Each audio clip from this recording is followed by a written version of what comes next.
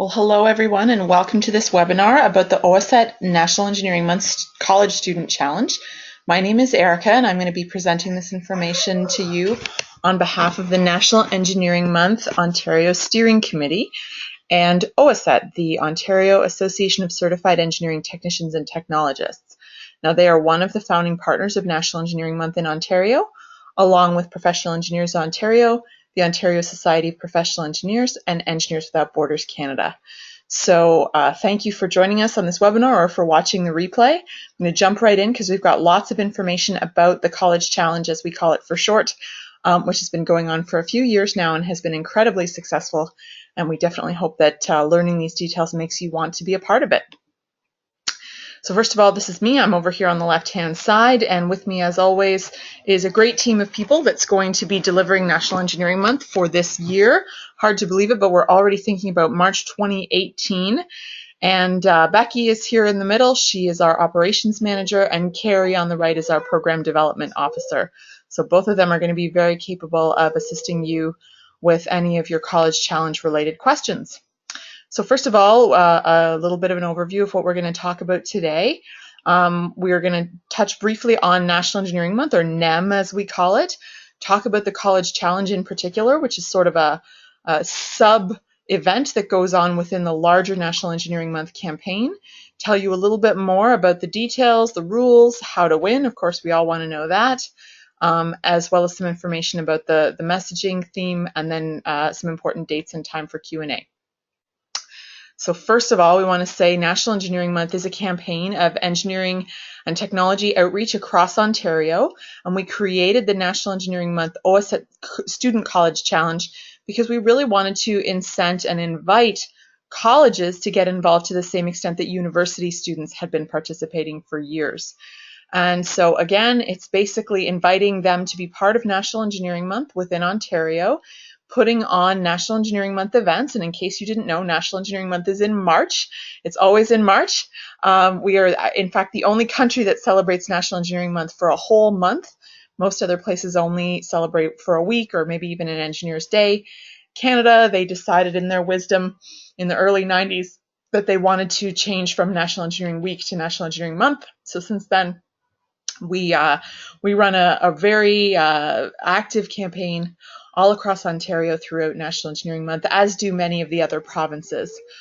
So we do look to do lots of outreach in various communities. We're in church basements, we're in community centers, we're in malls, we're in Girl Guide and Boy Scout meetings, we're in classrooms, and many other places. So we invite college students specifically to be part of the NEM OSET College Challenge, and the difference there is that they organize a NEM event in March and they get support from their local OSET chapter, and they can be in a team of up to 5 students, and they're in the running for a cash prize and 1-year OSET student membership. So not only do they get the fun of participating and being outreach leaders, they also get the opportunity to win a prize. So this is a photo of the fantastic team from St. Lawrence College in Kingston that won last year. They were super pleased, and as you can see, those big smiles really do say it all. There are some representatives from St. Lawrence College as well as the local OSET chapter there in Kingston. Very proud to have prevailed over the competition. So we'll tell you a little bit more about the challenge as it's evolved in previous years.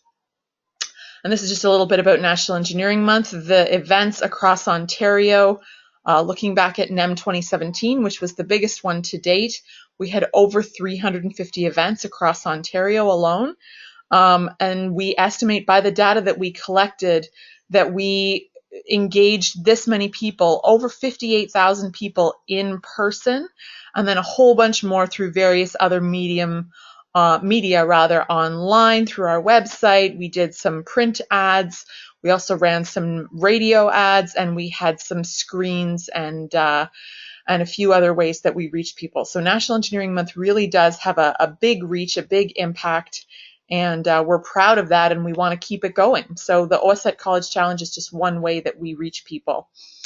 And just to give you a little bit of history, even looking back to last year, 2017, we had 28 challenge events. So of those 350, 28 of them were run by college students. and the year before it was 13. So we were continuing to really grow very quickly. 11 colleges across the province got involved and had a little bit of a fun, friendly competition sort of going. And not only did they get, as we said, the fun of participating in the National Engineering Month campaign, they also got a chance to participate in a very important conversation about our future and how technology is affecting that and how engineering is shaping the world around us, creating connections amongst themselves, and sort of taking a step back sometimes in the busyness of our studies and our work life. We're often attending to deadlines and trying to get things done and get things built and solve problems and just move our target, our task list forward one item at a time. But sometimes it's great to take the time and think about how this sort of innovation is occurring. So you'll hear us use the word innovation a lot, and frankly, that takes courage to step outside of the well-worn path of what we know and what we do every day. So we're very proud of all the teams that signed up to be part of the challenge and to participate in this conversation. So the College Challenge has definitely made a big impact and contributed to the way that we've been able to grow the campaign. So I know we all love to look at data, so let's just have a look at this chart here. Way back in 2012 and 2013, we did have National Engineering Month, and we did have OSET chapters running their own events, the professional events, but not really that many. There were about 10 events, from the various chapters. And we managed to grow that. We got a significant bump the first year we invited the colleges to get involved. We doubled our engagement, doubled the number of events by adding in, I believe it was 12 the first year. They did 12 events from 5 different colleges. Then the year after that, we grew to 6 colleges, but everybody did more events, which was fantastic. So we broke 30 total events that year, up from, I believe it was 23 in 2014, the first year we did the challenge. 2016, we continued to gain ground by getting more colleges on board and held fairly steady in terms of the total number of events. So the professionals ran some events, the students continued to run more events, and then looking at 2017, again, we were able to push that number up, getting more colleges again on board, and seeing the students picking up the slack and running lots and lots of events. So this is just a fantastic trend. And I'll say not only is there really a high quantity in terms of a number of events that the college students are running, but we're seeing just excellent quality of these events as well. The quality of the conversation and the messaging is just absolutely superb. And if you wonder what we mean by messaging, we'll tell you a little bit later. But basically, this is an opportunity to have a really cool conversation. And you can have a look at the further impact of the College Challenge if you want to know more about these numbers and how this has grown. But we consider this, a bit of a risk that we took. It was a bit of an experiment to invite college students to get involved. We weren't sure if they would be interested even, or that obviously everyone's busy and students have to study and they have full lives, right, with their social lives and extracurriculars. And we wanted to extend the invitation, and we're very pleased, as we've said, not only with how many college students have responded to the call, but also with how thoughtfully, how much amazing preparation and professionalism they've brought to these conversations. We've just been really, really impressed by them. So the competition has heated up, and the bar has been raised on the quality of the outreach over the years as well, not just the quantity. So it's really a great success story. So we hope that, in a few months' time, we'll be able to talk about 2018 and the numbers can continue to grow, and we'll be able to continue to see this positive trend. Oops, that's going backwards. Here we go. So why would you want to participate? If you're a college student thinking about, well, boy, that sounds like a lot of work. I don't know if I can do it, if I can compete. Is this really worth it? I've got lots of other things going on in my world. Well, think about it this way. You are going to be graduating, even if you're not thinking about it right now, because you're focused on basically passing your courses, right? And you want to enjoy your student time. You're going to be graduating in just a couple of years, and you're going to be entering the workforce. And at that time, OSET is going to become a very valuable source of networking for you. You're also going to have a chance to meet OSET members who are doing the jobs and working in the companies and the industries and the job sites that you may be working in or you might think you want to work in. and learning, about these situations, about these professional contexts and who they are and what they do and what they like about their jobs and maybe what they don't like about their jobs and what some of the challenges are and what some of the big problems are that they're working on. This is a great opportunity. So you sign up for the challenge, you're going to do an outreach event, but you're also going to meet OSET members and you're going to learn something about the future that could be in store for you. And you really just can't put a price tag on that type of information and that insight. So that's a really major reason for you to get involved with OSET as a student. Whether you win the challenge or participate in the challenge or not, you can sign up as a student member of OSET and you can get lots of benefits from that association as well. And, if you're going to college in Ontario, you do have an OSET chapter near you, and you can probably get involved with that chapter as well. Might seem like a little bit of a strange thing to be doing while you're a student. Maybe you just want to hang out with your friends. But I assure you that if you take the time to look outside of your campus and get to know your community and get to know your profession a little bit better, it's going to pay off for you. And you're going to get those connections and you're going to get that insight, and it's going to be very valuable for you. So that is one, sort of pragmatic reason, the networking opportunity, as I said, and the insight that you can gain through building and creating those learning opportunities for yourself. But it's also a chance for you to give back. And for those of you that are motivated by seeing yourself as someone who makes a difference, who makes a contribution to your community, you can be an ambassador in a way that you might not really be aware of. You're just trying to pass your courses, and that feels like enough right now. You might feel like you don't know enough yet, but trust me, to a grade 6 or 7 student, you are a role model. You are someone who is pursuing a career in engineering technology.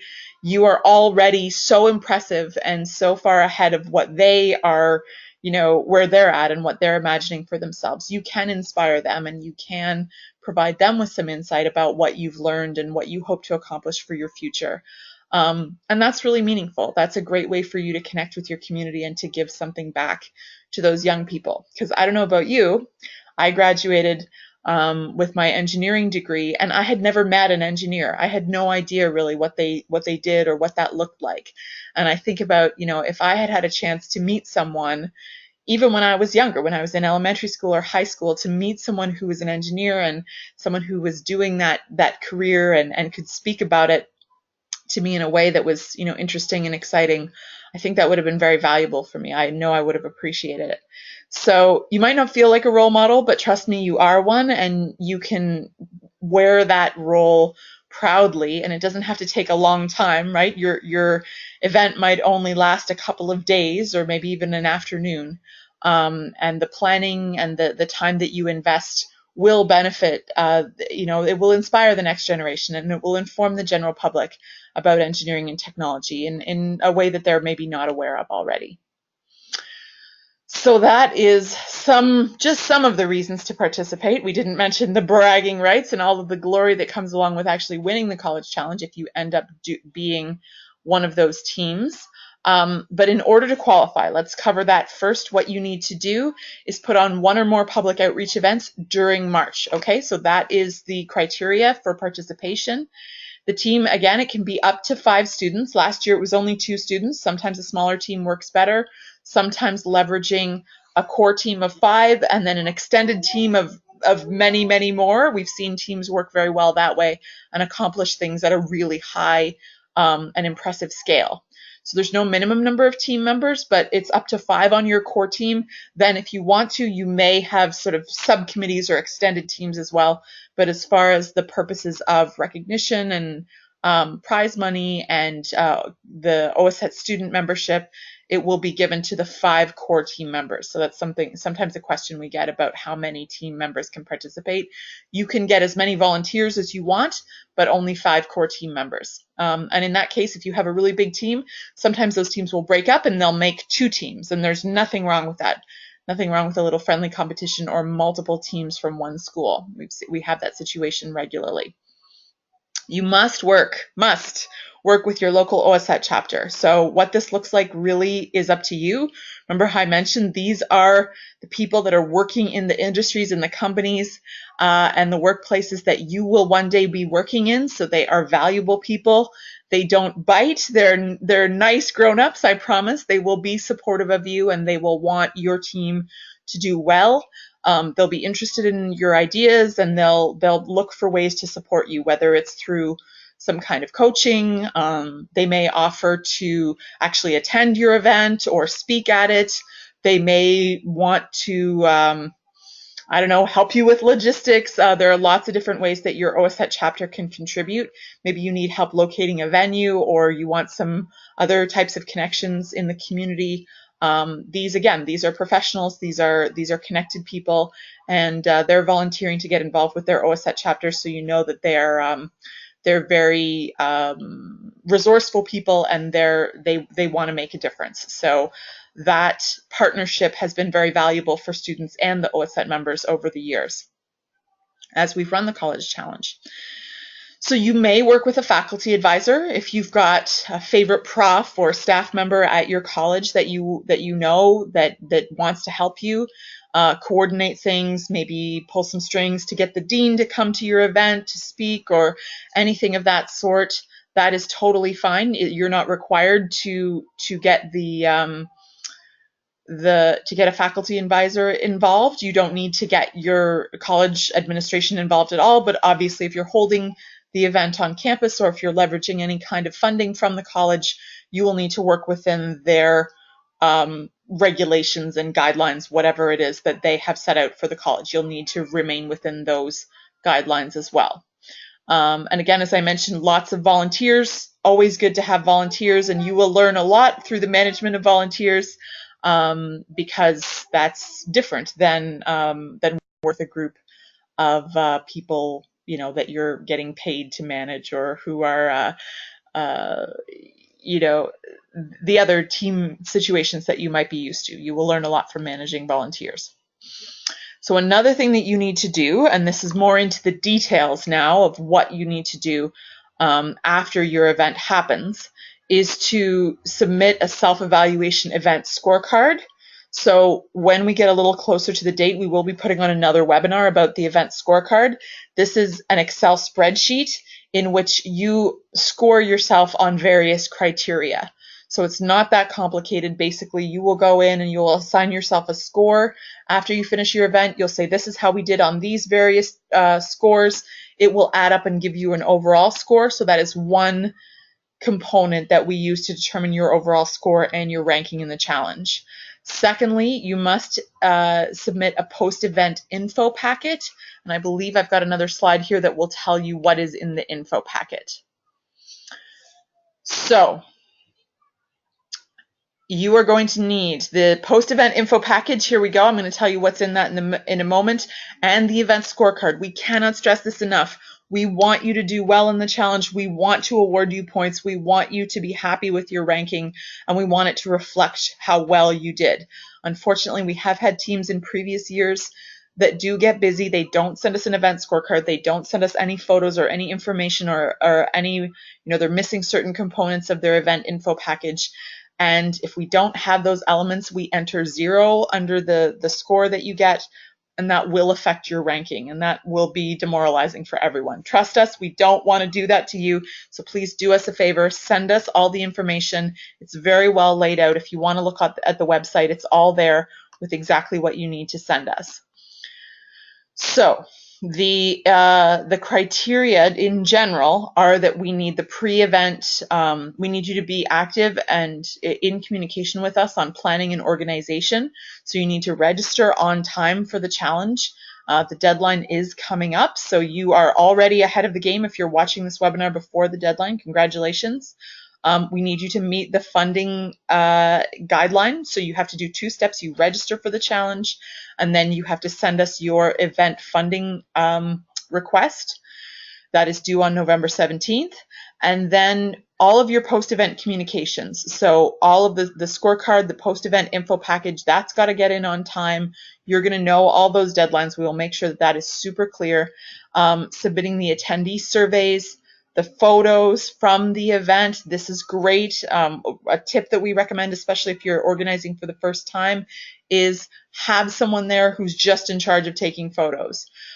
Make sure that they take those photos and they can either post them to social media, lots of teams do that, or they upload them to a Dropbox and you can get them straight over to us to make sure that we have them, because it really is true. A picture is worth 1,000 words. If we see what's going on at your event and get a sense of the fun and the connection you were able to make with your audience, that is going to do a lot for our ability to assess your event against the others.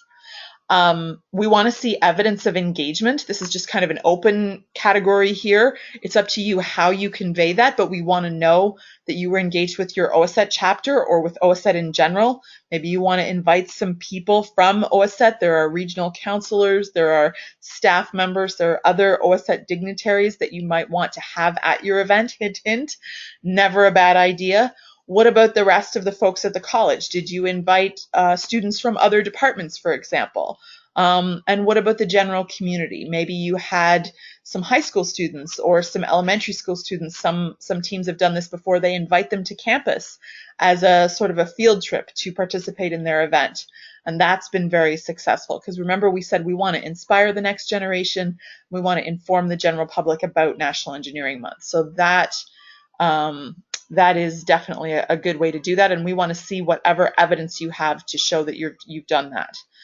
Your event messaging, which we're going to talk about in a minute, and the event theme. Okay, so if you have any questions about the specifics of this, please go ahead and check out the College Challenge website. You can get to that through nemontario.ca, and then you can just follow the buttons to get to College Challenge, or you can enter the URL directly like this. So how do you win? We want you to be innovative by doing an event that meets innovation criteria. This is not a requirement, it's just a recommendation. If we see you're taking a chance and you're doing something interesting and innovative, that is going to positively affect your ranking. So again, what is innovation? You can have a look at nemontario.ca/innovation to find out about that. You can also look at last year's events. We are being super transparent here. We are not holding back any secrets about what it takes to do a great event. We have gone through even every single 2017 event and said, here's what other teams can learn from this team, and here's what made it the best in various categories. So go through those, and you're not going to be able to copy everybody. You're not going to be able to implement every single learning from previous years, but if you can get a sense of what's worked well for students in the past, for other College Challenge teams, and learn from it, that is, and I'm being absolutely serious here, that is how previous teams have won. And in general, that is how you succeed in the business world, right? You do best practices, you benchmark, you look at what your competitors are up to, and you learn from it. Sometimes you learn from it in a positive way, as in you look to adopt some of the things that they've done, and sometimes you learn from it in a negative way, and that you look to avoid some of the failures that they've had or the mistakes that they've made. But we have put it out there front and center. Everything is up there on the website as far as what previous years have taught us about what makes a great College Challenge event. There are also some 2017 videos, which are really fun to look at. And yeah, just looking at the what other teams can learn section is going to be super, super helpful for you. So the prizes, okay. Now remember I said last year there was a $2,500 first prize. Well, we've been so pleased with the engagement we've gotten from the College Challenge that OSET decided that they very generously wanted to expand the amount of prize money that they were investing in the College Challenge. So this is fantastic news for all of the student teams. I'm sure that they're very excited about this prospect. Not only is there more money in the pot, it was $2,500 for the first ranked team last year. It's now up to $3,000. We've also added prize money for the second and third place teams.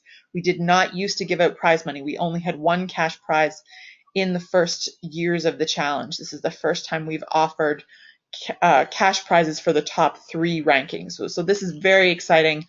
And at this point of the year, we do not have that many teams in the challenge. So your chances are really good that you're going to end up in that top 3 if you are, if you show up and you make a good effort, you are going to have a really good chance of placing in 2018. So I definitely encourage you to throw your hat in the ring if you're at all interested, because really, what can you lose? You're going to have a good experience. You're going to enjoy being part of National Engineering Month. You're going to stretch your skills and meet some new people, and you could win. That is always a possibility. Even if you don't end up in the top 3 and winning some prize money, you will still have a really good experience. So I would say go for it.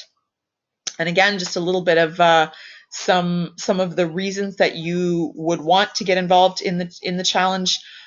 Really valuable networking opportunities. You're going to meet people that you wouldn't normally meet, specifically from your OSET chapter and from other connections you'll make within OSET. You'll learn from the professionals. These are the people who are a couple years ahead of you, maybe 5-10 years ahead of you, into their careers, and you can find out lots of things and sort of pick their brain about what advice they would have for you, or what connections, or what additional learning opportunities they might suggest. You're going to receive insight into everything that's going to happen after you graduate, which again, I remember being a student and feeling like I was gazing into a deep black hole when it came to graduation, and really not knowing what the world beyond school held for me. It's really hard sometimes to make that transition. We're in school from the time that we're 4 or 5 years old. For a good decade and a half, we spend in a learning environment, and then to make a transition into a place where you're now a grown up, you're now earning a salary, you now have responsibilities, you have a boss instead of having teachers. That is a pretty big transition. So this can be just one way that you can help support yourself and understand what awaits you. Be a leader in your class. Again, I would say even in your college, as someone who is stepping up to do some outreach and to inspire the next generation and to raise awareness of engineering technology. You're performing a service, and you're reflecting positively as an ambassador of the profession and of your college in your community. So anytime you represent engineering technology and you represent your college to young people and to members of the general public as you're doing the outreach, you're making a positive difference and a positive contribution. And you're gaining valuable experience for your resume. So we can say, having run the college challenge for a few years now, we can say that in the first years, some of the leaders that emerged from the challenge went on to adopt other leadership positions. They went on to become OSET student ambassadors. They went on in some cases to become counselors within OSET, to become advisors. They were very well recognized within their communities and within their colleges for some of the things that they did, starting out with the college challenge. So you might think that it's just a little thing, but it can lead to other things and bigger things. So in closing, we're getting down to the home stretch here. You might be wondering, okay, well, we're talking about engineering and technology. What are we going to say? What are some of the messages, or what are the key takeaways or ideas that we want to convey to young people or to the general public when we're doing outreach? And this is an overview, and these are some messages that were taken from a campaign called Changing the Conversations. And this is based on some quite interesting research where they brought a bunch of messages to a group of thousands of people and asked them to comment on which ones were the most interesting. So when we talk about engineering and technology being math and science in the real world, for example, you can see that did not make the list of the most interesting ways to talk about engineering and technology. The more interesting ways to talk about it are around requiring a diverse set of thinkers to solve a diverse set of challenges. We have a lot of different problems out there in the world right now. Some of them are very complex.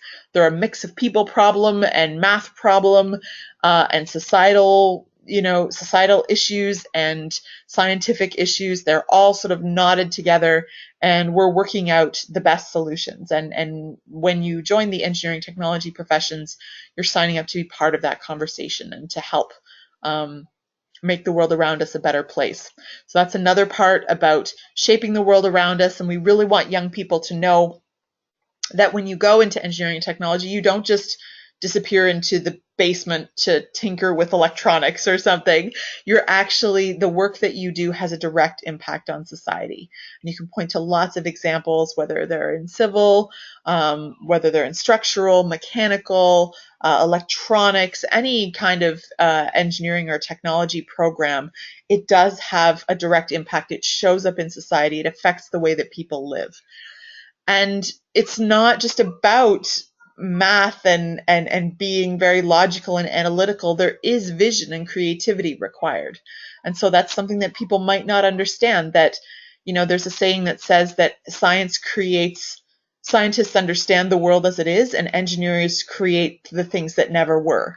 So there really is, that vision and that forward push of taking the way the world behaves and the way matter behaves and how we can change that into results for people.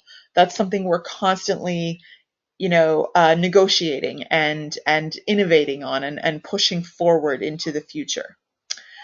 And why does this matter? Well, engineering and technology, they contribute directly to health, safety, and happiness, not just in our local communities, all around the world. It's a people profession. I think, again, that's something that people don't necessarily understand. They may have a stereotype about engineering and technology being kind of cut off from society. You've got kind of people who are, involved in, social work or humanities, and they're to do with people. And then you've got the technology that's not to do with people. And really, that's not true at all. Technology is all about people and serving human needs in different ways and modifying the world around us to make it a place that works for everyone. So it's about people working for people and making a world of difference. Okay, so you can think about all of these topics, all of these kinds of messages, see what you can relate from your own experience and your own learnings, see how you can bring them to life, what kinds of stories you could tell. Maybe it's a co-op job that you had over the summer, or maybe it's something you're learning in one of your classes and you can kind of make that come to life. And I guarantee it does not take much to spark the imagination of someone who hasn't learned as much as you have. You can use simple examples. Obviously, you want to use accessible language. You don't want to be intimidating people. You want to make it interesting and inspiring for them. So they're going to lean forward and say, wow, that was really cool. I want to learn more. And the theme of National Engineering Month in 2018, if you've been paying attention, if you've participated in previous NEMs, you'll know that this NEM theme is a repeat from previous years, and it's called There is a Place for You in Engineering and Engineering Technology. So this is, again, sort of flipping maybe a stereotype or an old idea that some people might have, that you need to have brilliant marks or you need to be, a specific type of person. You can only be kind of a stereotypical, introverted math sort of person. Actually, all kinds of people can be very successful in engineering and engineering technology. Some of us are extroverted, some of us are introverted, some of us, play musical instruments, and some of us love to travel, and some of us are, more into kind of the more stereotypical set of things. So to put a human face to engineering and to engineering and technology is definitely the goal. And then, to say to young people, hey, if you want to be part of solving cool problems and shaping the world and using creativity and imagination, then, you might want to think about joining us. We're not trying to recruit them per se, but we are wanting to inspire them and give them good information and some examples of what needs to be, of what they need to know in order to make a good decision about where they might want to be in their future. So here we go. We have some dates. So if you are that type of person, please get out your phone right now, put these dates in your calendar so that you will have a reminder that will pop up on your phone and tell you when it's time to get all of these things done. So we did have a registration deadline of November 4th. We've pushed that out to November 10th to give teams a little bit of extra time. We're aware that, especially with the college strike this year, it is a little bit of a trickier situation. We're hoping that that's going to be resolved soon and that everyone will be back to the rhythm of normal college activities, which includes the college challenge. We want to say that regardless of what happens with the strike, we're going to move forward with the challenge and with National Engineering Month. So if you're waiting for the strike to be over before you sign up, please don't wait. Go ahead and get your team registered, because we do want the opportunity to work with you and to continue to do the engineering outreach regardless of what happens. And we hope that your any disruption to your classes will be minimized. That's certainly what we hope for you personally. So after that, so that's the first step, is to register yourself, and there is an online form. And you can click on check out the slides and click on this link, or you can go just to the website nemontario.ca, follow the links to the college challenge. November 17th is when we'll need to have your funding form. So this is a little different than the registration. Registration, we just need to know who you are and who's on your team with your contact information. When we get your completed funding form, this is more detail about your event. This is the name of your event, where you're going to have it, how much money you want us to give you. We can give you up to $700 toward your event expenses. All of that detail is on the funding forms. And then in January, we will notify you of what funding you've been awarded, and we will also give you your blank scorecard. Remember, I told you you'll have that self-evaluation tool. That's your scorecard. You'll have that in January. We'll send you half your funding up front. And one thing to note is that when we send you the funding, the check is going to go to your OSET chapter. They will deposit the funds and then they will give it straight to you. Okay, and the reason we do that is because we want to make sure that you're working with the OSET chapter. So we know you need to reach out to them in order to access your funding. This is something that students have on occasion failed to do, and they leave the money with the OSET chapter. That does not work well for us, and it does not work well for the OSET chapter. It kind of messes up their budget, and it certainly will not help you get your expenses covered. If you're putting money out of pocket, for example, for prizes or for food for the event or any other type of expense that you might have. So please be sure that you collect your funding. We're going to get merchandise in the mail, and then in March you're going to have your event, and it's going to be amazing. April, we're going to get, and again, mark this date on your calendar, April 2nd, you're going to send us your scorecard and your post-event info package. So the info package includes photos, it includes a write-up of your event. There is a complete list of the things that we'll need in your info package on the website. And then we're going to send you the second allotment of funding. So once we get your scorecard, that is our signal. Yep, the event happened. They finished all their paperwork, and now we write the second check, which will again go out to the OSET chapter, and you'll collect it. And we'll select the winning team. So this is always a bit of a crunch at the beginning of April. Everyone's events happen. Some of them happen right at the end of March, and so it's a very quick turnaround for us to get all the information, crunch it up, run it by the judges at our end. We need to, basically go by everything that you send us in the post-event package to figure out how the event went and which one deserves to be top ranked. So we do encourage you to get us that information on time, or even a little early if it's possible. You might put that into your strategy of when you're booking your event. Maybe you don't want to have it right at the end of March. Maybe you want to have it a week or two earlier to give yourself a bit of time to get that post-event package together. Okay, so we will notify you as soon as we select the winning team. It will be sometime in April because we know that your classes end fairly soon. Some people's classes are finishing by the end of April, or sort of certainly by early May. We want to make sure that you will know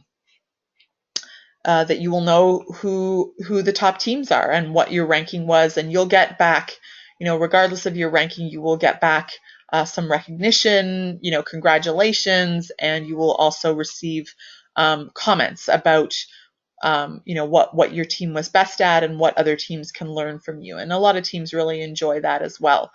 Because again, it's not, it's always nice to win and to get some prize money and some recognition, but the point of the challenge is really to be part of this outreach community, to inspire the next generation and to inform the general public about engineering and technology.